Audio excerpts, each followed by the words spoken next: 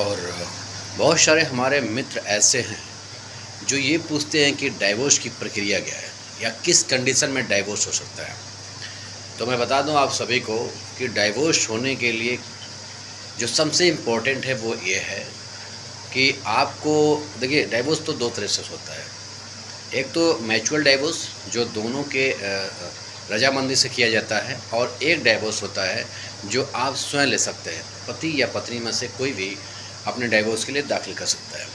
लेकिन इन डाइवोर्स के पीछे का जो कारण है, जो इसका आधार बनता है, वो ये है कि कम से कम आपको 1 साल एक दूसरे से अलग रहना पड़ेगा। अगर आप दोनों लोग एक दूसरे से अलग हैं तो आप डाइवोर्स कर सकते हैं। म्यूचुअल डाइवोर्स में भी कम से कम 1 साल आपकी शादी का पूरा हो जाना चाहिए। तो ऐसे कंडीशन में दोनों लोग म्यूचुअल डाइवोर्स कर सकते हैं। यानी कि जो रहने की समय अवधि है वो 1 साल या 1 साल से ऊपर हो।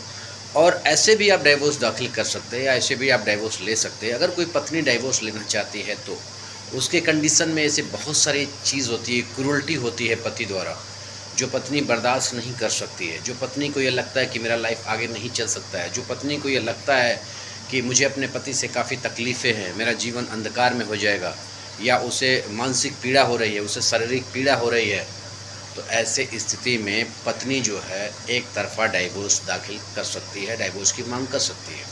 सेम यही पॉइंट पति के भी लिए है।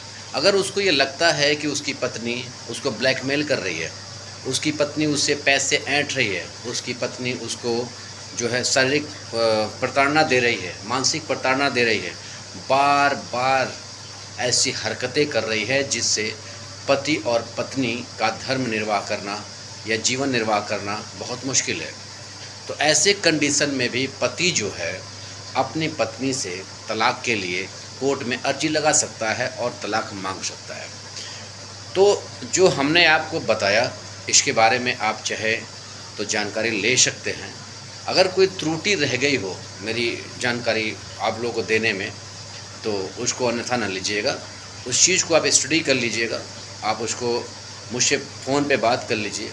तो हो सकता है कि मैं आपकी कंडीशन जान करके, आपकी जो परिस्थिति है उसको समझ करके मैं आपको कुछ और सजेशन दे सकता हूँ। लेकिन उम्मीद मैं ये आप लोगों से करूँगा कि जिन जिन भाइयों की शादी हुई है और जिन बहनों की शादी हुई है, कोशिश करिए कि आप लोग पति और पत्नी धर्म निभाइए, रिश्ते को ख़त्म करने के कगार पे मत आइए। अगर आपस में कोई मतभेद है, आपस में कोई ऐसी बातें हैं जिसकी वजह से रिश्ते बिगड़ रहे हैं, तो उन बातों को ख़त्म करके आपस में अंडरस्टैंडिंग सही रखिए और आप लोग अपने रिश्ते को बेहतर बनाने की कोशिश करिए। क्योंकि पति और पत्नी का धर्म एक दूसरे को निभाना चाहिए। पति पत्नी धर्म जो होता है, जो पत्नी होती है वो पति धर्म, ताकि जो आगे का जीवन है वो आप लोग का बेहतर हो सके। और ये अलग होने की जो प्रक्रिया है ये कोई बहुत अच्छी चीज़ नहीं है, क्योंकि कोई भी माँ बाप अगर अपनी बेटी का शादी करते हैं लड़के के लिए तो अच्छे के लिए करते हैं, और लड़के के घर वाले भी शादी करते हैं तो अच्छे होने के लिए करते हैं। लेकिन जब ऐसी सिचुएशन उत्पन्न हो जाए जहाँ पे दोनों पक्षकारों को ये लगे कि हमारा जीवन नहीं चल सकता है, किसी भी स्थिति में हम आगे इस रिलेशन को नहीं चला सकते, रिश्ते नहीं चल सकता है, तब जा कर के आप लोग ऐसा कोई डिसीजन लीजिएगा। ठीक है, धन्यवाद।